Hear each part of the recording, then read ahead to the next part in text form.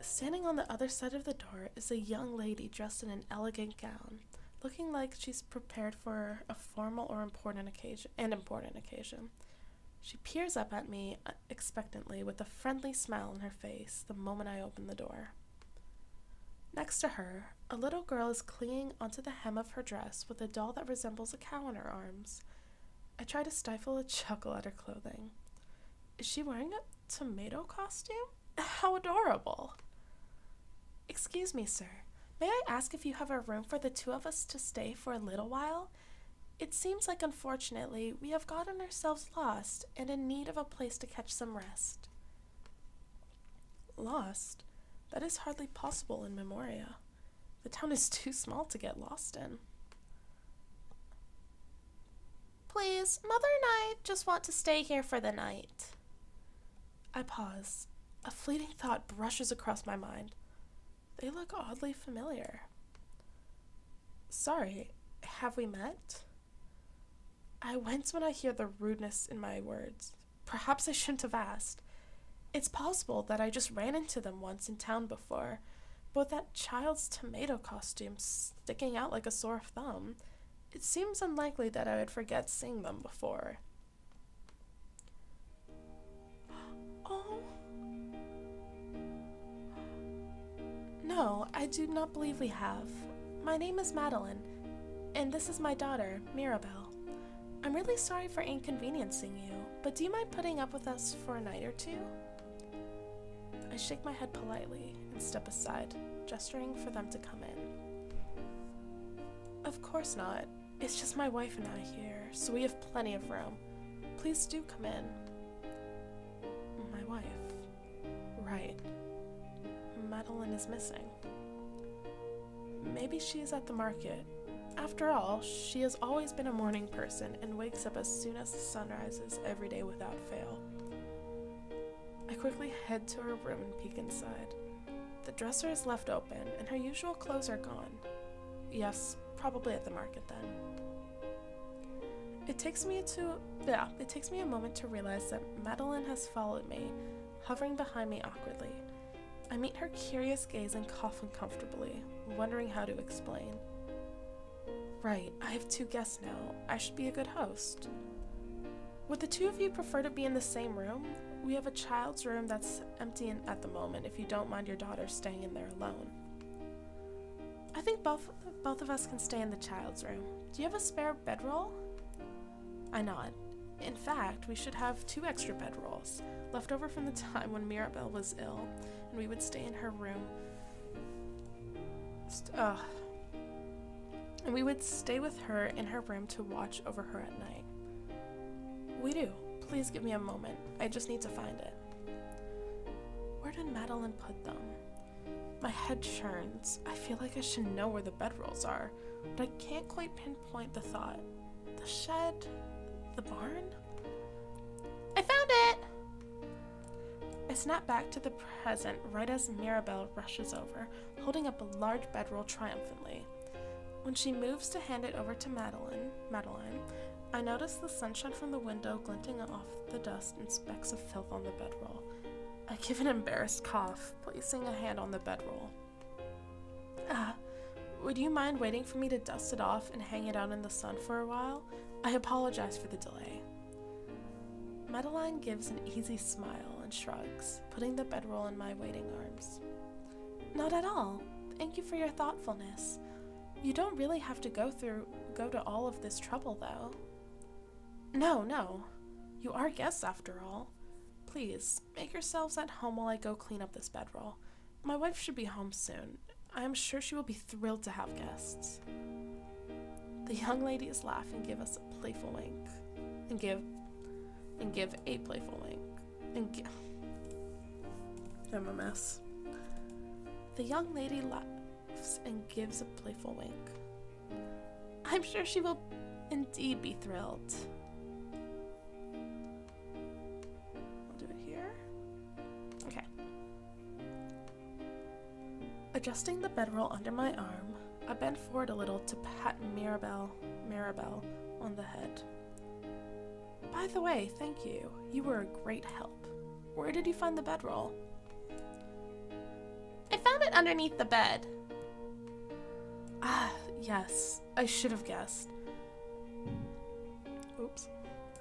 I still remember the times when I would drag the bedrolls from beneath the bed and spread them out on the floor, while Madeline busied herself with comforting and convincing Maribel to eat some food between coughs. Sometimes we would switch, and Madeline would work on other chores around the house while I cared for her. No matter what, both of us would always be nearby, ready to fly to Mirabel's side at the slightest twitch of her fingers. It pained us to see her suffering, yet we could do nothing but watch helplessly as her frame grew slighter and thinner with every passing day, listening to her coughs and wincing as though we could feel the sting in our throats too. I had even hoped and prayed that I would be the one to go through the illness instead of her. In her stead? Okay. After all, I was already an adult who had lived a good portion of my life, while she had barely begun her life. She wanted to be a princess. She at least deserved a shot at it.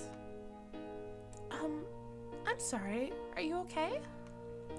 Suddenly aware of the eyes on me, I nod and wipe the tears that formed against my wishes from the corners of my eye. I try to force a reassuring smile, but it comes out more like a grimace. Maribel gives me a doubtful look as though she can tell I'm lying. Come to think of it, Maribel resembles Mirabel to a large extent, even though she looks older and slightly more mature. Then again, how old or mature can you be when you are dressed in a tomato costume? I once again urge the guests to entertain themselves while waiting, and then slowly make my way out of the house. Ducking my head to avoid the harsh sunlight, I heave the bedroll over a clothing line and grab my carpet beater.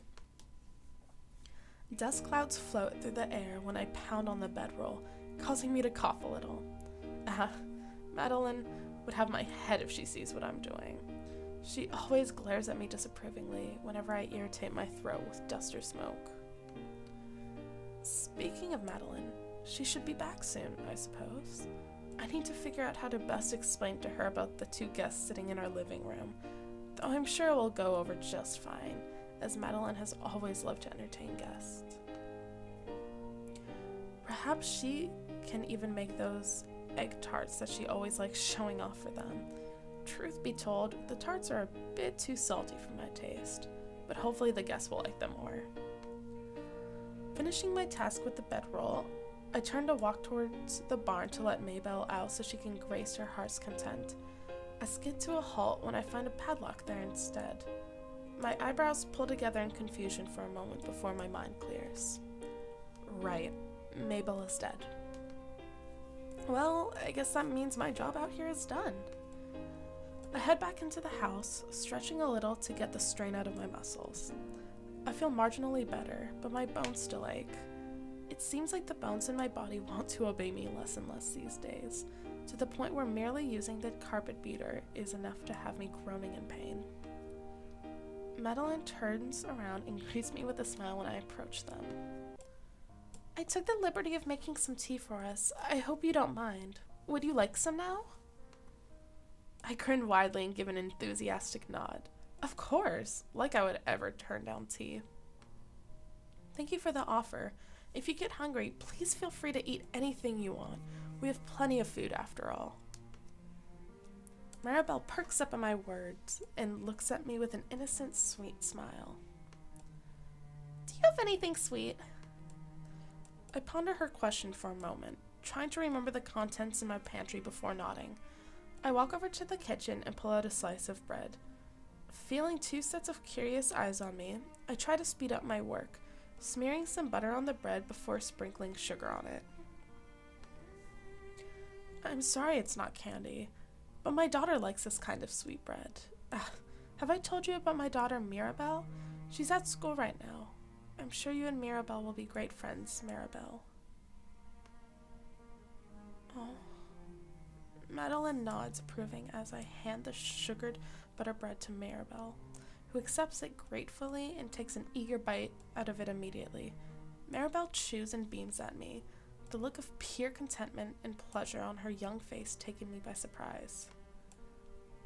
Ah, I've missed this taste. Oh, have you eaten this kind of bread before? Maribel freezes for a moment, looking like a deer in headlights. I tilt my head at her sudden reaction, but Maribel avoids my eyes, keeping her gaze downwards and eating in silence. Yes, she has eaten this before a long time ago. There's a note of false cheerfulness in Madeline's voice. I study her curiously, and once again, the feeling of familiarity comes back. There is something about her that I can not put my finger on. I can't remember even talking to her before today, but every time I look at her, I get the kind of feeling that we've met a long time ago and have spent quality time together, which frankly isn't possible. Or is it? Could she have been a friend from before? Ugh, curse this awful memory. I sigh, giving up the train of thought for a moment. Trying to rack my brain for things that I can't recall always makes my head ache. Do you mind if I use the kitchen? I look at her with a humorous glint in my eyes. Haven't you done so already? Madeline shrugs playfully, laughing. This young lady reminds me of Madeline when she was younger, who was also extremely playful. Madeline would come up with all sorts of pranks and traps, which I would always fall for. One time, Madeline even tricked me into going into the woman's baths. I got into a lot of trouble with the village until she confessed that it was her fault. Do you remember, Madeline, the time you tricked me into wandering into the women's baths? I laughed, and silence falls over us. The smiles on the faces of both Maribel and Madeline widen as they give each other a meaningful look that I can't discern, and then turn to stare at me.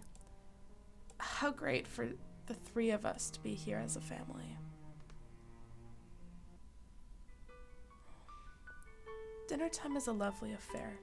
We joke and talk about all kinds of things while enjoying the delicious meal of bacon and sausages that Madeline has so kindly prepared for us. However, the entire time, I couldn't put one thing out of my mind. Madeline still has yet to return.